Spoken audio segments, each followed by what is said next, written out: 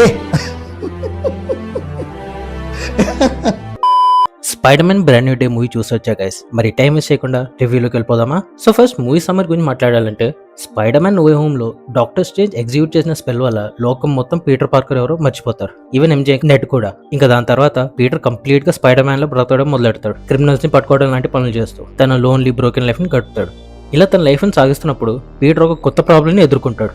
వేరే తన అపోనెంట్ కి ఎవరి బాడీలోనైనా వెళ్ళి వాళ్ళని కంట్రోల్ చేయగలుగుతాడు. అండ్ అదే టైంలో పీటర్ సూపర్ పవర్స్ లో కూడా కొన్ని చేంజెస్ రావడం మొదలవుతుంది. లైక్ ఆర్గానిక్ వెబ్ రావడం, తన సెన్సెస్ హైటెండ్ అవడం. సో ఇప్పుడు ఈ అపోనెంట్ ఎందుకు సిటీలో అన్రెస్ట్ క్రియేట్ చేస్తున్నాడు అండ్ స్పైడర్ మ్యాన్ తన కొత్త చేంజెస్ ని ఎలా తీసుకుంటున్నాడు, ఆఖరికి ఏమైంది, ఇదంతా మీరు మూవీ చూసి తెలుసుకుంటారు.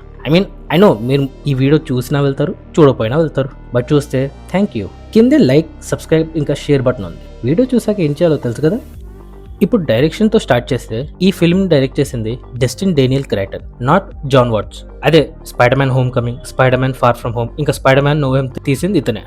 And Spider Man brand new తీసింది ఈయన. ఇప్పుడు డస్టిన్ డేనియల్ క్రైటన్ ఎవరో తెలియపోతే, తన ఎంసీయూలో ఆల్రెడీ షాంగ్-చి ఇంకా వండర్ మ్యాన్ తీశాడు. అండ్ ఇందులో his direction was completely fabulous. ఈ ఫిల్మ్ లో యాక్షన్ ఉన్న డానియల్ మేడ్ షూర్ మనం యాక్షన్ సీన్స్ కంటే ఇమోషనల్ సీన్స్ కి ఇంకా బాగా కనెక్ట్ అవుతామని. మొత్తం మూవీ మనం పీటర్ పార్కర్ ఎంత బ్రోకెన్ అయి ఉన్నాడో మొత్తం మనం ఫీల్ అవుతాం.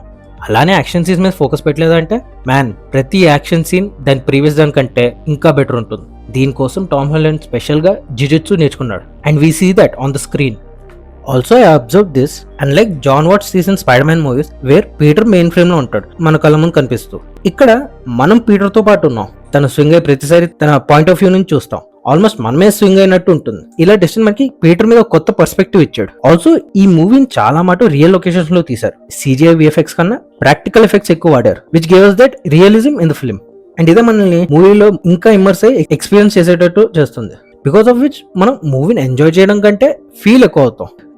దెన్ క్యాస్ట్ దగ్గరకు వస్తే, Tom Holland delivered his best in his entire career so far. తను చేసిన MCU ఫిల్మ్స్ లో బెస్ట్ పర్ఫార్మెన్స్ ఇచ్చిన ఇక్కడ తన పర్ఫార్మెన్స్ అన్నిటికంటే 10x బెస్ట్ ఉంటుంది. బికాస్ ఈ మూవీ కన్నా ముందు టామ్ హాలండ్ స్పైడర్ మ్యాన్ అంటే ఒక ఇమ్మెచ్యూర్ స్టూడెంట్, ఎవరైతే టోనీ స్టార్క్ మీద లేదా ఫ్యూరీ మీద లేదా డాక్టర్ స్ట్రేంజ్ మీద ఇలా ఎవరో ఒకరి మీద డిపెండ్ అయి ఉంటాడు. తన ఫుల్ పొటెన్షియల్ ఎప్పుడు వాడలేదు, అసలు దాన్ని ఎక్స్ప్లోరే చేయలేదు. కానీ ఈ మూవీలో he crossed that line. Now he is independent. Also ఇదే నార్మల్ ఆడియన్స్ కొంచెం డైజెస్ట్ చేసుకోవడానికి టైం పట్టొచ్చు అనుకుంటున్నా. Because Jon Watts Spider Man ట్రైలజీలో మనం ఆ cute, light hearted Spider Man చూస్తే, now we are witnessing a completely matured Spider Man. And Tom తర్వాత Sadie Sink stole my heart. Teaser trailers తన మొహం కూడా చూపిలే, కానీ మూవీలో తను ఉన్నంతసేపు she gave us a beautiful performance.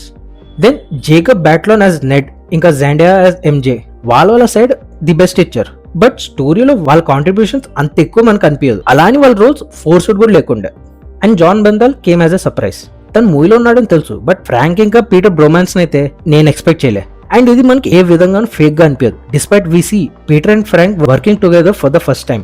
ఇప్పుడు నెగిటివ్స్ దగ్గరకు వస్తే, మూవీ ఫస్ట్ 30 నిమిషాలు మనకు కొంచెం స్లోగా అనిపిస్తుంది. ఐ నో ఇది మొత్తం Spider Man no way home తర్వాత పీటర్ లైఫ్ ని సెటప్ చేయడానికి చూపిస్తున్నారు. బట్ నార్మల్ ఆడియన్స్ ఎవరైతే already previous Spider Man trailers చూసారో వాళ్ళకి కొన్ని సీన్స్ బోర్ కొట్టొచ్చు. దెన్ ఈ మూవీ కోర్ ప్రాబ్లం, టోన్ ని ప్రతి 30 నిమిషాలు చేంజ్ చేస్తారు. లైక్ ఒక టాపిక్ పట్టుకుని దాని గురించి మాట్లాడతారు, నెక్స్ట్ మళ్ళీ వేరే టాపిక్ కి షిఫ్ట్ అవుతారు. లైక్ ఇప్పుడు దాకా మాట్లాడిందంతా నథింగ్ అన్నట్టు అనిపిస్తుంది. కొన్ని ప్రాపర్ కంక్లూజన్ కూడా ఇవ్వలేదు.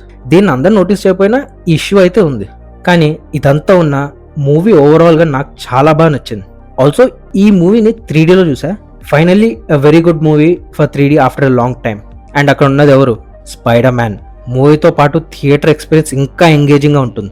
మొత్తం జనాలతో నిండి ప్రతి 10 నిమిషాలకు అరుస్తూ దిస్ ఇస్ అబ్సల్యూట్ సినిమా. మరి మీరు మూవీ చూస్తుంటే మీకు ఎలా అనిపించిందో కింద కామెంట్ సెక్షన్లో చెప్పండి. ఇంకా దీంతో నా రివ్యూని ఎండ్ చేస్తూ మళ్ళీ నెక్స్ట్ వీడియోలో కలుద్దాం. అప్పటిదాకా